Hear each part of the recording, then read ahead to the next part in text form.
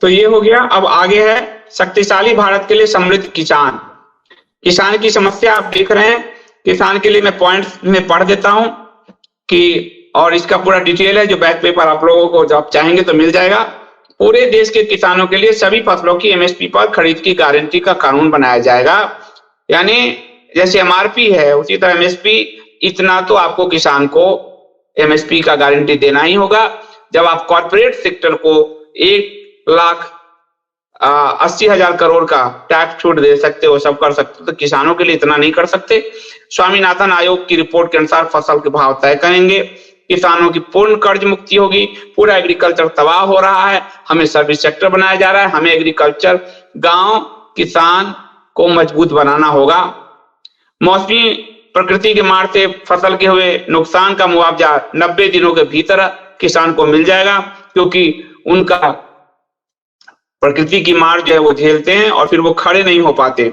जैविक खाद बनाने के लिए पंचायत और ब्लॉक स्तर की सहकारिता संगठन को बढ़ावा दिया जाएगा।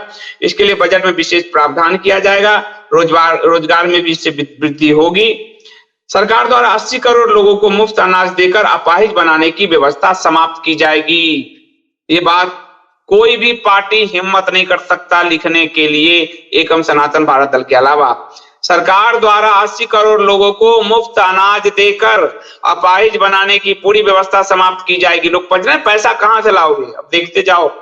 उन लोगों को हमारी सरकार द्वारा गांव के स्तर पर ही कुटीर उद्योग स्थापित करके दिया जाएगा। जैसे प्राचीन भारत में कुटीर उद्योग थे, उनके उत्पाद को सरकार सीधे खरीदेगी।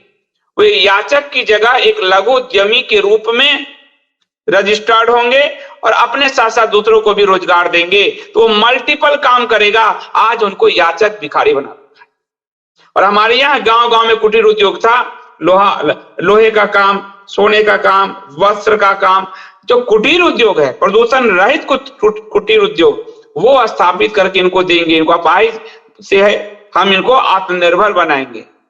सरकार ने अपाहिज बनाने का काम किया। नकली बीज, कीटनाशक दवा एवं खाद बनाने वाली कंपनियों पर सख्त दंड और जुर्माने का प्रावधान किया जाएगा। गांव में सहकारिता आधारित उपक्रमों को खड़ा किया जाएगा, जैसे डेयरी प्रोडक्ट आदि होते हैं, सहकारिता आधारित पूरा, जैसे आप समझिए मशरूम की खेती है, डेयरी प्रोडक्ट्स है, इस तरह से पूरा उपक्रम, ग्रामीण बेस उपक्रम खड़ा किया जाएगा। गांव में कृषि के साथ गैर कृषि आधारित आर्थिक इकाइयों को भी खड़ा किया जाएगा।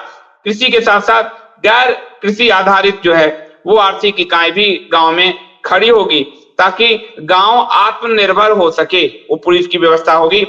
हाइब्रिड बीज खत्म कर पारंपरिक तरीके से बीज का संरक्षण होगा।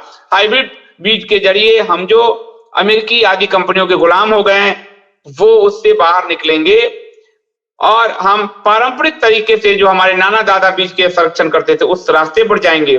फसलों की गुणवत्ता को बढ़ाने और मानव स्वास्थ्य के लिए जैविक खेती को, ये बार बार आ रहा है, हम लोग जैविक खेती को ही बढ़ावा देंगे, ताकि आदमी की आयु 100 साल हो, बीमारी ना हो, फसलों की गुणवत्ता बढ़े। और डब्ल्यूटीओ की कार्य प्रणाली की समीक्षा करेंगे। डब्ल्यूटीओ की कार्य प्रणाली की समीक्षा करेंगे। ये जो हमारा घोषणा पत्र है वो अमेरिका आदि के भी हाथ में जाएगा। और हम लोगों को आपको बता चुका हूं कि एक बार इजराइल बुला के हम लोगों का इंटरव्यू कर चुका है। इस पार्टी का नाम इतना हो चुका है, तो वो भी अब आप कान खड़े करके सुनेंगे कि डब्ल्यूटीओ की कार्य प्रणाली की समीक्षा कर भारतीय किसानों के हितों के संरक्षण को सर्वोपरि रखेंगे। हमारा किसान अगर खुश है उसी व्यवस्था को हम लागू करेंगे। डब्ल्यूटीओ की गुलामी में हम अपने किसानों के हितों को ताक पर नहीं रखेंगे। गौचर भूमि को मुक्त कराकर गांव स्तर पर पंचायती खर्चे पर ग्वालों की व्यवस्था होगी, रोजगार भी होगा। और हम लोगों के यहाँ गांव में एक ग्वाला पूरे गांव के, हमारे ननिहाल में ले जाता था पूरी गाय को गोचर भूमि में। अब वो सब व्यवस्था खत्म है, तो रोजगार का इससे निर्माण होगा। पशुधन पर हो रहा किसान का खर्च कम हो जाएगा। पशुधन स्वस्थ रहेगा, दिन भर खूंटे से नहीं बंधा रहेगा। पशुधन को संभालने के लिए किसान को कम मेहनत करनी पड़ेगी। तो जो लोग कहते हैं पूरी गाय को क्या करोगे, इसको क्या करोगे, हमारी पूरी पॉलिसी में सब कुछ स्पष्ट है। ग्राम स्तर पर खेल कूद की आधुनिक सुविधाएं उपलब्ध कराई जाएगी, जिससे किसान के बच्चे एशियाड, ओलंपिक आदि प्रतियोगिताओं के लिए तैयार हो सकें। उनके बच्चे वहीं, तो गांव के स्तर पर खेल, यानी रोजगार देखो हम कहां गांव पर ले जा रहे हैं। ये जब औद्योगिक क्रांति हुई थी उसके बाद ब्रिटेन आदि लंदन आदि की स्थिति खराब हुई तो डी अर्बनाइजेशन प्रोसेस उन्होंने चालू किया।